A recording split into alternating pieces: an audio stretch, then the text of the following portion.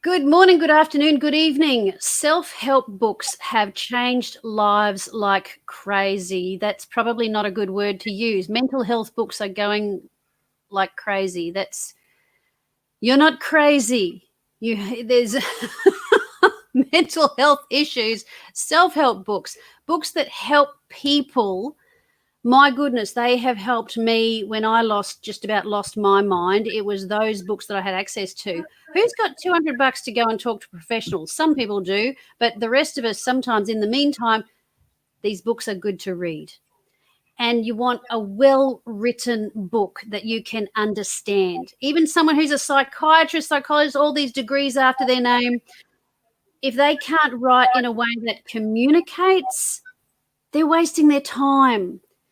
You're not crazy. You just need a little help sometimes. And these books keep your mind renewed, and that's how we get a resilient mind. So join me today. I have got the power behind those books with me. Cindy Tschosik is a ghostwriter who is the one who makes those books make sense. So join us right after this. The strongest prison bars are in your head. Leaders and teams, it's time for a jailbreak.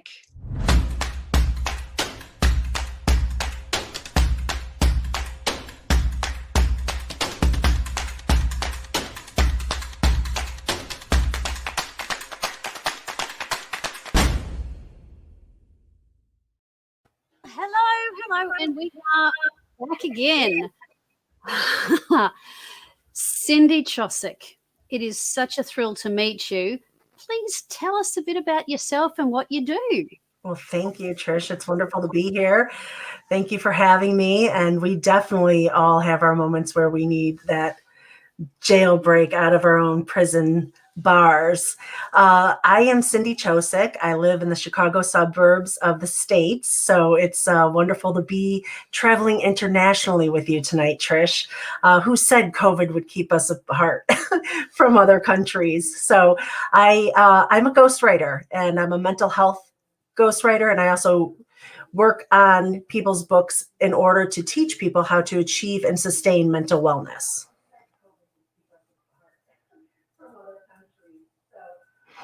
And with the books that I write for people, sorry. Here I am. Yeah, keep going. Okay, good. The books that I write for people, it really is a wonderful collaboration. Where I consider us a partnership, and we start by getting to know each other. The one thing that is the most important thing for ghostwriters and authors is that we're a good fit. And when we're a good fit, magic happens. And it's such a wonderful, intimate partnership and relationship and productive work environment that way. And we can go ahead and expound on the expertise or the story that my authors bring.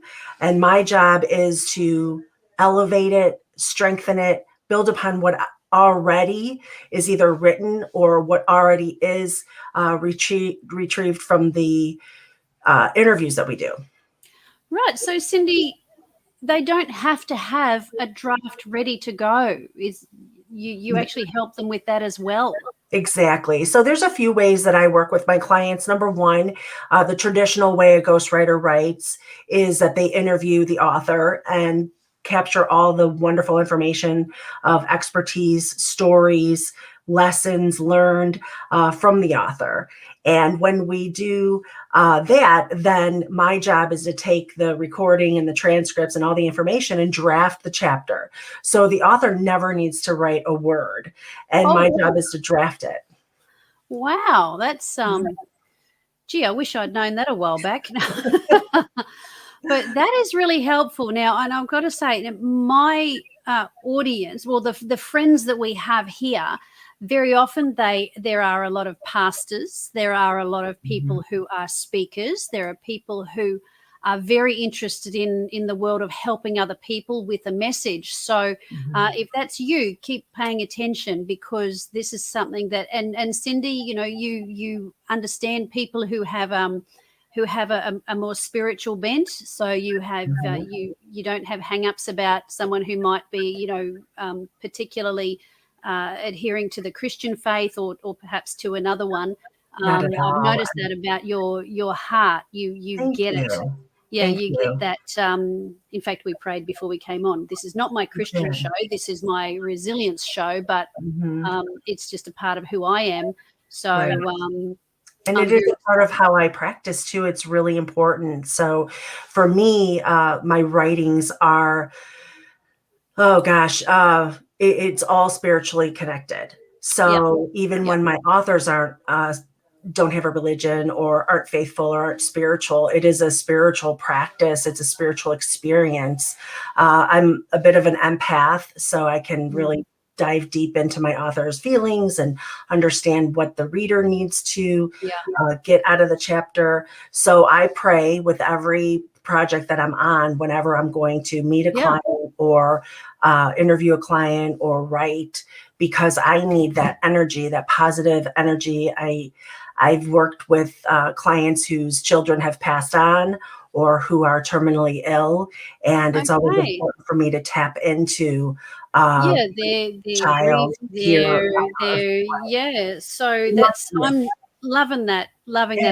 You. And we did I mean, for those of you who are not religious, that's fine, but I think there's a quality to faith and inviting the Holy Spirit to guide and help that helps with the sensitivity and reaching that level with that person. So that's Absolutely really good. Okay, so if someone is an author, what sorts of questions do they ask you with? I guess it might be along the lines of, well, how much work do I have to do? Kind It of thing. usually is. It's always about, what do I need to do? How are we going to do it? And how long is this going to take? And those are the three top questions. And then as we get to know each other, it's always about price. So they always want to know fees and payments and all that, which is normal for any service, right? We all need to know that factor in our budgets. So the start of it is that with my process, I go through a deep discovery, a session or two with my clients, and that's where I get to know who they are. We set the goal for the book. We talk about the message and the mission and what they're looking to get out of the book. And then I also not coach them, but kind of bring them along the path of, okay, what are we going to be saying in this? So, and it's also really an important time for me to get to know their voice and their inflections and how their pace, their rhythm, how they speak, what vernacular they use. Are they formal? Are they cerebral? Are they fun or humorous? Or are they entertaining? So those are all, qualities in the writing that need the personality bits that need to come through in the writing. That's right. Yeah. So it's the discovery, and then the strategy session is or sessions, it takes a little while to get there, is where we figure out, what are the topics, what order do they go in, what are going to be the chapter elements for each of the chapters, and those types of things. So by the time we're done with the discovery and strategy, we have a working table of contents that we work off of to do our interviews, and then also the draft chapters. Fantastic. And I want to pick up on something you said there about the author's voice. And you specialize in self-help books. Yes. And if you're watching, feel free to like and comment. And are you someone who is considering writing a book? And if you have any questions, pop them in the chat, and it will pop up here. There might be a slight delay of a few seconds or a minute or so when it comes up and I see it. The thing about a self-help book that I believe makes them more relatable is that it is it's not a textbook. It is the voice of the author. Almost like the trend today is to have a conversation with the person. And I know I don't have a lot of time for reading now. So I want to read something is like as though it's someone talking to me, and I can go chunk, chunk, chunk. Okay, yep, that's good. And I can read a little bit at a time. So I really appreciate what you said about that. And that might even be that you can fix a book so much and correct the grammar so much that it no longer sounds like the person. Yes, So that is true. You could water it down. So, for instance, if I'm working on a book that's written by a psychologist, they generally write in the format of a medical journal.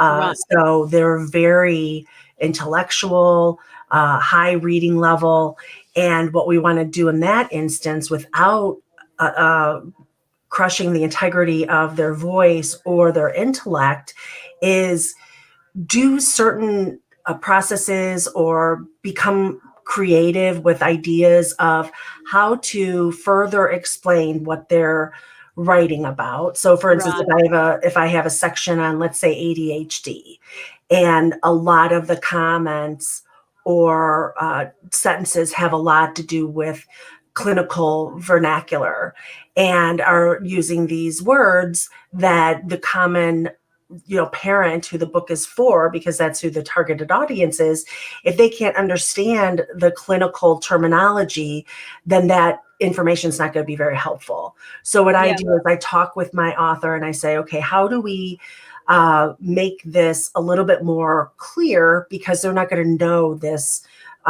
clinical term. And so it's yep, more about explaining what the term is and what it does, and then also being creative. So maybe adding like an example of how that looks in the paragraph of what they're yeah, explaining. So yeah. there's a lot of There is. creative tricks I have to help people from who are not clinicians or professionals in this space understand what we're writing. And Well, that's that's actually my right. specialty, And you because would help them choose titles of chapters and titles for their book too. yes. So So you for don't want it to be me, boring. One of the books, right. I just bought it. I saw it on a shelf and I just bought it. I barely flipped through it. I went, I'll have that, thanks. And that was called How to Have a New Kid by Friday. I think that was Wow. Lehman. If you're watching and you remember that name, and it wasn't a big book either, because I was Mhm, so harassed as a parent of young children that I mhm, just needed something short and small size. I didn't want a big volume, mhm, uh, because if it's a big volume, they can always do a series. mhm. They want to True. break it up, but yeah, having it quick and easy, and that's where having someone when it's your material, you can be so attached as an author. I've got 3 Mhm, books out, and there are things I would do differently. One of mhm. my books has a really long title. It's Dangerous Wealth: What Every Successful Woman Needs to Know to Avoid Being Ripped Off. Eh, It's a big one. That's a I big think one. I think when I do them again, my next book is going to be short and punchy, and it's going to be an answer to a problem, and it will be Yes. around mindset and so on. So And that um, is this exactly what you is want. yeah, and this is why working with a ghostwriter can be just so helpful. Mm. If you're watching this and you can think of a book that really helped you in that self-help genre, yeah, pop it in and we'll well, if I'm live, I'll see it now. If you're watching it afterwards, pop it in the chat of whether you're watching it on LinkedIn, on Facebook, or on YouTube. We're all there. So Mhm, yeah, so there's that. Now, what else did I want? Now, what I want to ask you mhm. is why the self-help genre? Why that, and how did you get into that field? Because you've done ghostwriting on a number of areas, but Yes. why the self-help area, and what drew you to that particular niche? Well, that's a great question. So I've had a varied background in many different areas, and but psychology has always been an interest of mine, and that self-help and personal growth and development. I'm a big fan. I continuously am looking for great opportunities to develop my own skills from a personal level and a professional level. So I'm in writing classes to keep abreast with that. I'm in organizations to keep up with the trends, and um, the psychology of it. I've always loved psychology. It's just something that I naturally grasp. When I had my marketing agency, the clients that I was attracting the most were speakers, therapists, coaches, Yeah, and people in that counseling field. Right. So And Cindy, so let me just interrupt you there. So I want to know, what personally drew you to it? Not just that you were in that field and that you knew. Tell us a little bit. This is where, ladies and gentlemen, I don't know, we're supposed to even say that anymore. I heard another budding book writers, great authors out there. When I bring someone on, and I warn them ahead of time, and I just say, I want to know the passion behind your interests, that behind getting into that, how you got into that in the time that we have. We've got another 10 minutes or so about that. And there's a reason why I'm really interested in your background and how you got into that. So talk to me about that. Okay. So I have suffered with different mental health issues, including depression and anxiety. And I was already speaking on mental health to help people recognize the symptoms, understand the solutions, and then also know what the sound bites were to help themselves and others. And at the time that I was speaking for the last couple of years, I was ghostwriting other books, business books, family books, memoirs, those types of things. And when I was looking at my business this past year, it occurred to me that I could do mental health books as well and write those for professionals and influencers of mental health and mental wellness. And the reason being is because my background in depression and anxiety helps me to understand my authors' expertise or their stories and really tap into it and connect with it. And then also know how to verbalize what they're trying to say in written word for what the readers need to hear and read, because it's different skill sets. And one of the things that comes up a lot when we're talking about mental health issues like depression and anxiety, and it's increased significantly, especially with this pandemic, is suicide rates. Wow. And for the US, there's more than 2 people for every 5 people that are struggling with mental health issues and are suicidal in some way, or suicidal ideations. And suicide, last I checked, was increased 30% since the pandemic began. Wow. So, so it is, they're saying it's the epidemic within the pandemic. And so there's so many of us that are affected. And so knowing my experience allows me to be empathetic to other people, and then also recognize like what I needed to know, what would have been helpful to me, because when I found out I was depressed, I was shocked. I had no idea. I thought it was my new norm, and life was just stressful now because I had 2 kids and a lot of stuff going on. And so I just figured it was my new norm, and I didn't realize that it had snuck in to my life and really kind of shook it up a bit. And then when I started to get treatment for it, I started to become more like myself again. Wow. Okay, let's talk about that. The getting that suicide is the epidemic within the pandemic, and it's 2 out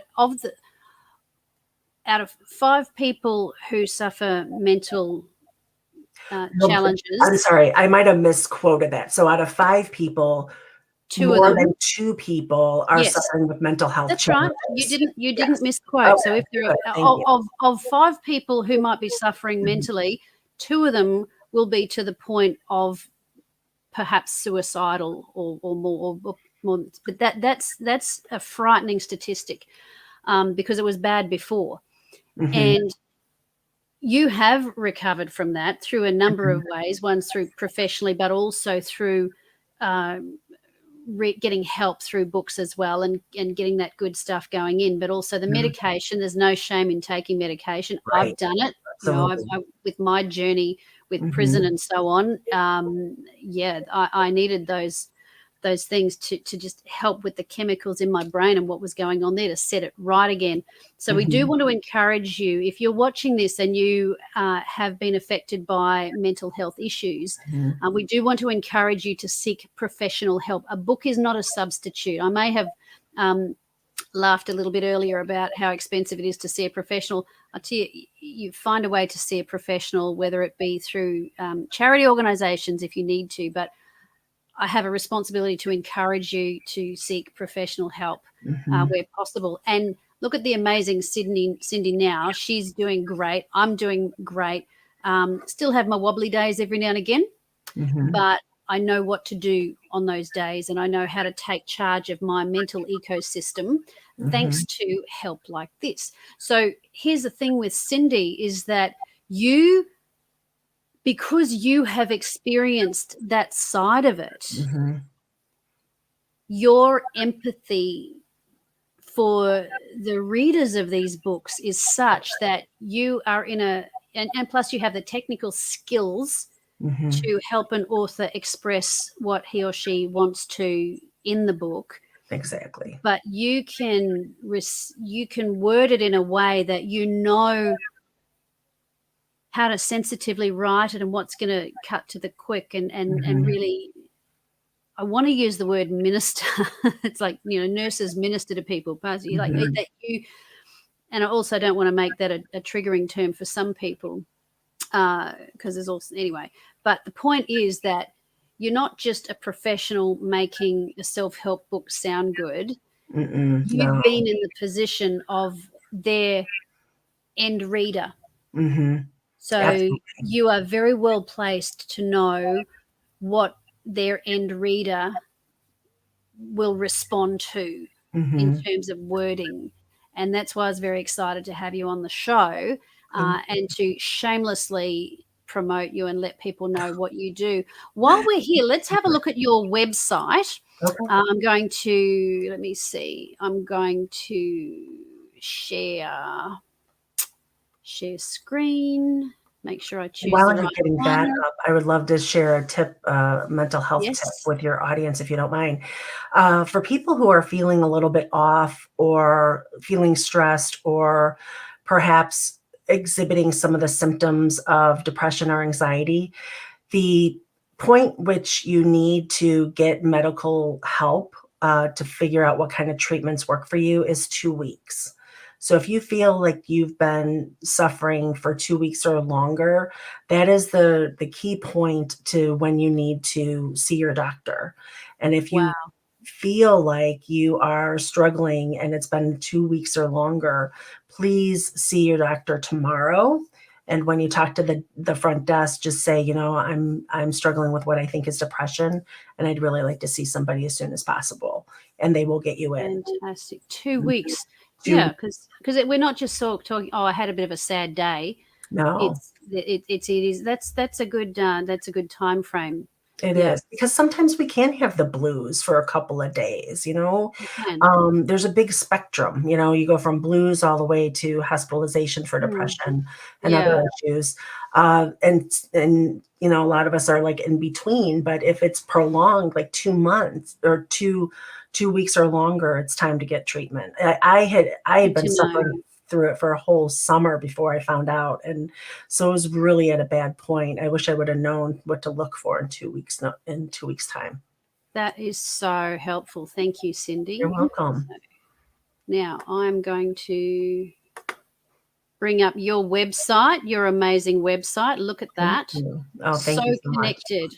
And I'm also going to show it on the screen here, soconnectedllc.com.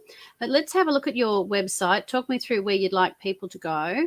Okay, well, when you come on the website, there's a couple of links here. The first one right there is to download the perfect book checklist. So if you're looking to write a book that's a 17-page guide on the 7 phases of writing your book. And it's free, and I would love for you to sign up and get it for yourself. There's also a book chat. So if you are interested in chatting about a possibility of writing a book, I'm available to schedule a chat with me so that I can answer your questions. I can kind of guide you through the process and get you started in whichever way you would like. That's great. So that's showing on the screen now. So you can choose. We'll do both. Just download the checklist, have a look at that, and then schedule a chat with Cindy.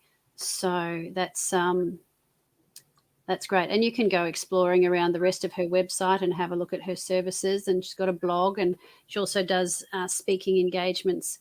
So that's terrific. Let's have a look at that. That's just filling the screen a little bit more, and we will stop sharing it now. Cindy, my goodness. Very good. So and I have put the website on the screen as well, soconnectedllc.com. And I've got it in the descriptions where I've got this streaming as well. Cindy Tschosik, my goodness, I'm so glad that there are people like you in the world. There is you in the world where when I do business with people, or if I'm going to hire someone to do something or consult with me, I really want to have that connection with them. Mm-hmm. Yes, I want them to be professional and qualified, but because my story is so sensitive, mm-hmm. and I don't want to be dealing with someone who is secretly judging me. Oh gosh. I want to feel that. Mm-hmm. I do. I mean, call it. I don't care if you call it professional or not. I want to feel like they actually care about me. Someone sends me a LinkedIn message or a marketing meeting, and they go, "Oh, we want to do your website."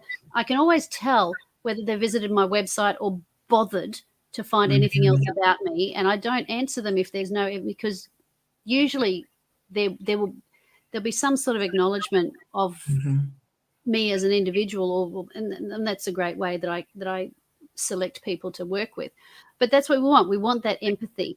And if you've got a book in you that will help people, then it's important to get the right help, and having someone helping you who gets you, who gets your message, but also has a heart for your audience, for your readers. It's really, really important. So it is important. I can tell you a quick little story if you have time. Please so do. The funny thing was, one of the I started to realize like what I really offer my clients, because I'm writing my own book I'm co-writing with a client that passed away. And I was starting to write it, and I'm like, oh my gosh, this is so hard and difficult. And I'm writing it, and I'm like, I may have to hire my own ghostwriter for my book, because it's so emotional. It's what we go through when we're sharing the stories, not so much the clinical stuff, but when we're sharing our stories in a book, it's our whole heart. And you're right, you don't want anybody judging you. And so someone that's going to come with a clean slate is so important, and not judge you, and then also be a vault, because you're going to disclose things that you don't want in the book. But it was really interesting to see like how much emotion and dealing with that emotion I take on for my clients. And I've had chapters where I've had to eat ice cream, drink wine, and take long walks because they were so emotionally moving to me as I was writing them. So, there's a lot that a ghostwriter can help you with. And I learned by starting my own book, like the emotional piece of it, I could really start to appreciate what they go through. So it was really an interesting exercise. Wow. Well, Cindy Tschosik, thank you so much for being on Trish TV. My pleasure. Ghostwriter for self-help books that are going to help humanity. You're going to help so many people so well. And if you know of any events where Cindy might be a really great speaker, then please get in touch with her about that.